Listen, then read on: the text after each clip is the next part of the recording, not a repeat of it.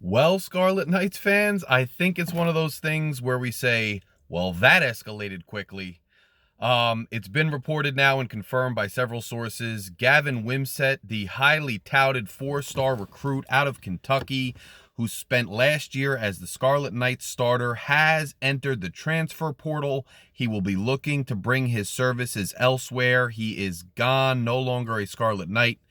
Kaliakmanis has been named the starter. You gotta wonder how this happened, why this happened. They looked relatively close in the spring game, but I did say that it was evident that Kaliakmanis appeared to be the more natural thrower. He appeared to be more accurate and be able to find guys at all levels of the field, get them the ball a little bit more reliably. Gavin has a strong arm, extremely talented athlete. I loved his skill set. I loved how he could use his legs.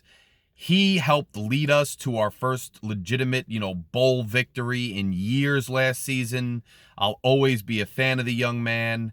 I really was looking forward to a competition to continue in the summer. But you got to wonder if, Greg Schiano and the coaching staff maybe was, decided to be honest and completely unequivocal with Gavin and say, look, it's looking like Ethan is getting out ahead here. It's looking like Ethan is probably going to be the starter. And, to be fair to you, maybe you want to weigh your options, and maybe Gavin decided to head to the portal. Some people decide, hey, if it's even this close, if they're even leaning towards the other guy, I'm gone because I, put a lot of time in at Rutgers, and, I deserve to go somewhere where I know I'm going to be the starter. We don't know the ins and outs just yet. But at the end of the day, look, I did get the chance to speak with a Minnesota personality last night. I will show you guys the video. I will get it up hopefully soon on this channel. But that was part of the College Huddle show last night. And, all indications are that Ethan did well under Kirk Shiraka.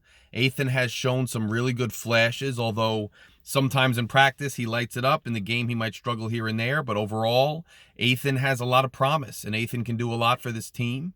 I also think, look, I'm not happy because I wanted to have either Ethan or Gavin as a really reliable, great backup with Big Ten starting experience, because that's invaluable.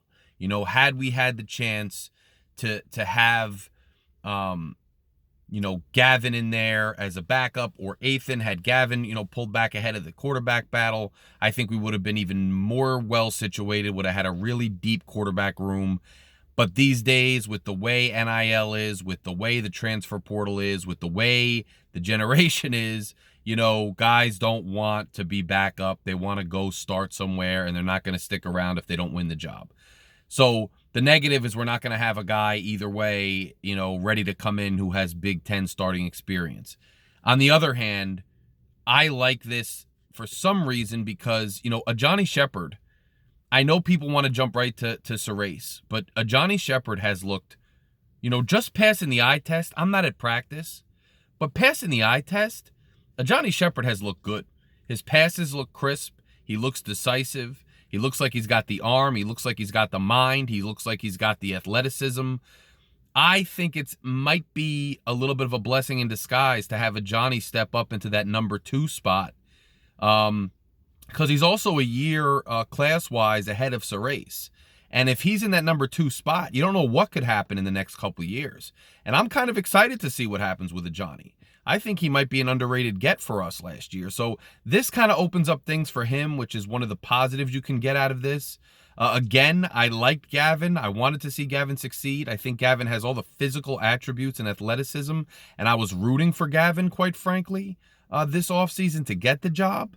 But if Ethan is the guy who can deliver the ball and make the offense run a little better, and if that's what the coaches feel, and if Gavin has decided he doesn't want to, stick with Rutgers for his reasons, then I wish him the absolute best. We don't know what went on, so we don't know if Ethan was named the starter or they were leaning that way, and that's why Gavin left, or if Gavin just decided, hey, I'm not going to deal with this competition anymore. I have better offers elsewhere, and then by virtue of Gavin leaving, Ethan was named the starter. I think, again, if you watch the spring game, if you're looking at it through the spring game lens, Ethan looked a bit more accurate passing the ball.